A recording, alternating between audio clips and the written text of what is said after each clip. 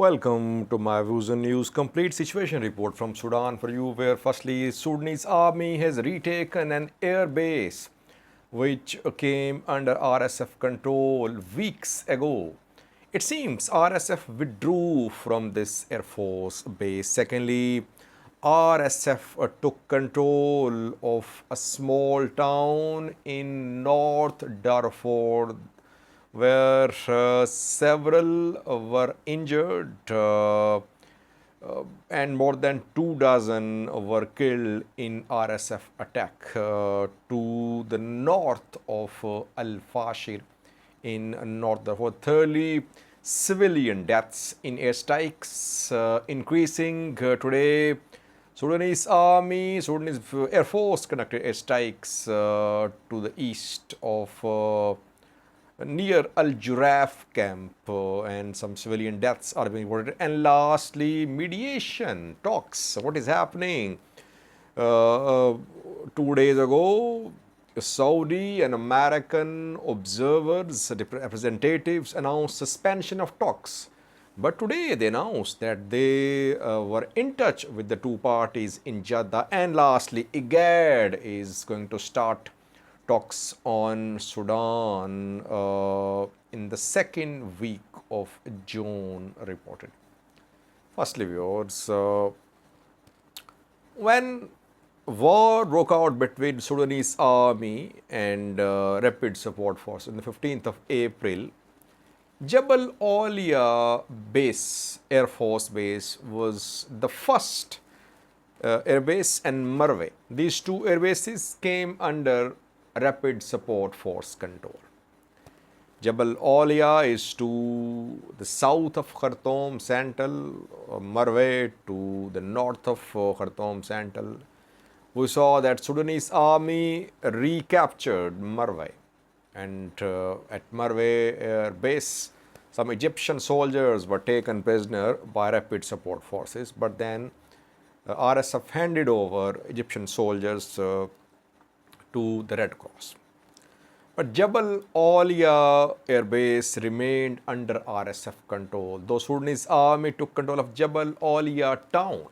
The town was under Sudanese army control, base was under Rapid Support Forces control. But though RSF was in control of Jabl Awlia Air Base, it was not able to use it for movement of supplies towards Khartoum Central, because town was under Sudanese army control. That is why Sudanese army has now retaken Jabl Awlia base. It seems that without fighting, Sudanese army captured the base.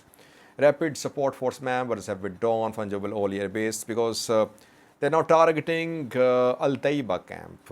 I reported yesterday fighting near Al Taiba camp, which is close to Jabl Awlia base, not far away from one of the supply routes of Sudanese army from eastern and southern parts of Sudan towards central Khartoum. Jabl Awlia base is back under Sudanese army control. Watch this clip showing the presence of Sudanese army officers on Jabl Awlia air base.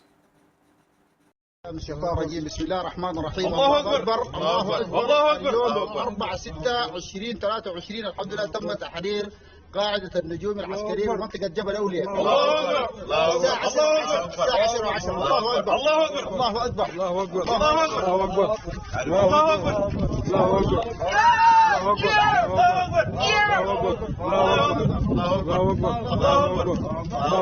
الله أكبر الله أكبر اخونا الطيار عمر الهوبجي. الله اكبر الله اكبر السيد العقيل والسيد المقدم اخونا الطيار. الله اكبر الله اكبر الله اكبر الله اكبر الله اكبر الله اكبر جاهزين مائدة الدين والان في قاعدة جبل أولياء وبكمية من الطيارات الهليكوبتر وجاهزين لاي شغل جنوب الخرطوم. الله اكبر الله اكبر الله اكبر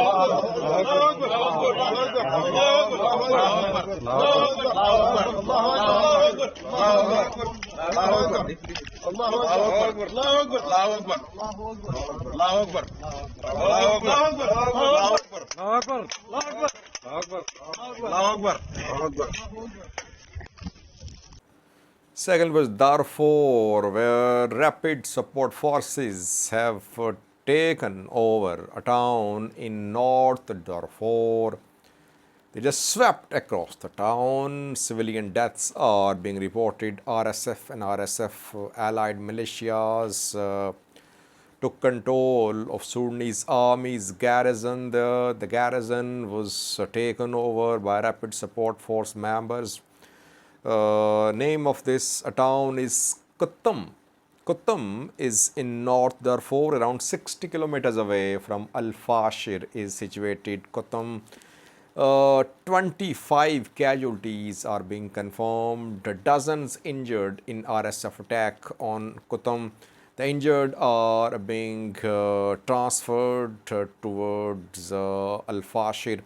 Dozens of injured civilians and some soldiers as well, they have arrived in Al Fashir from Kutum.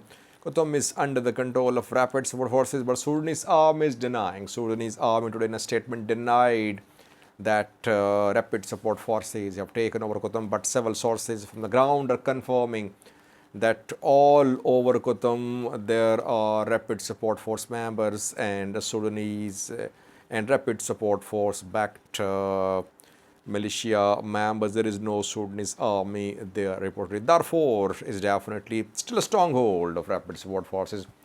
They're carrying out attacks in Al Janina, in Zalinji, in Yala, in Al Fashir, Kutum under their full control reportedly.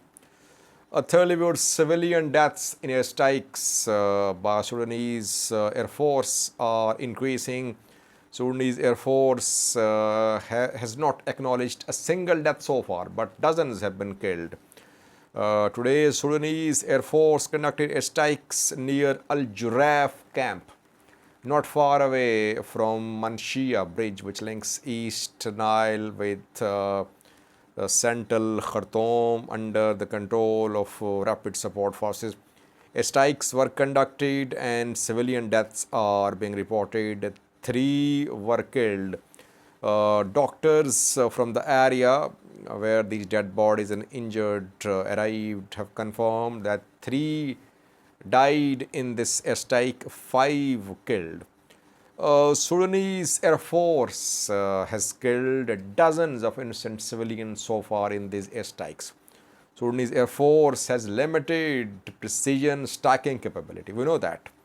And meanwhile, even if an Air Force has precision striking capability, when there is urban warfare ongoing, people are always vulnerable to airstrikes. That is why almost on daily basis we're receiving reports about collateral damage, civilians dying, and no one is acknowledging the responsibility for the deaths of these innocent civilians. In most of the civilian deaths are happening in Khartoum Central, Bari, Umadrima. In 3 cities, we're seeing deaths in airstrikes almost on daily basis. Last year, what is happening in the talks, because 2 days ago Saudi and American representatives suspended peace talks between RSF and Sudanese army. A day before that, Sudanese military announced suspension of participation in Jeddah peace talks. After that, the mediators notified the 2 parties that talks had been suspended. But delegations remained in Jeddah. Delegations of rapid support forces and Sudan military did not leave Jeddah. That is why it seems talks have resumed. Today, again, Saudi and American mediators issued a statement saying that the delegations have not left Jeddah and that Saudi and American observers, monitors, representatives are engaging the 2 sides, and talks are focusing on ceasefire, on humanitarian operations, etc. It means that talks collapsed, but the 2 sides did not leave Jeddah, and after that talks resumed. Today, the mediators urged the 2 parties to reach some agreement on ceasefire. We have seen 2 agreements, one in black and white, by the way, a 7-day ceasefire, then a 5-day ceasefire. 5-day ceasefire was implemented for 2 days. 7-day ceasefire remained implemented, but not completely. So we did not see complete implementation of the ceasefire agreements. So there is no Breakthrough expected at talks. Though talks have resumed, it seems. That is what is case keeping in view today's statement of Saudi and American representatives. Meanwhile, IGAD is going to start talks as well about Sudan. IGAD has been trying to play a role. IGAD nominated presidents of Kenya, Djibouti and South Sudan to visit Sudan to mediate between RSF and Sudan military. But the initiative could not work. It could not make any progress. Now, another initiative by IGAD that on the 12th of June, it will start a dialogue in Djibouti on Sudan, high-level dialogue. Let's see what happens in Djibouti on the 12th of June. IGAD has been trying to play a leading role in the talks in finding a solution in Sudan, but its efforts did not produce any results. Rather, Saudi and American sides managed to take the two sides of the table in Jeddah. But even those ceasefire agreements could not be fully implemented. Let's see. IGAD active. Afghan Union is also busy. Saudis and Americans, but so far no change on the ground. Fighting ongoing. Ceasefire violations committed. Now ceasefire totally collapsed, and now all-out war, clashes, airstrikes in Khartoum, Bari, Darfur, devastated. Thank you for watching.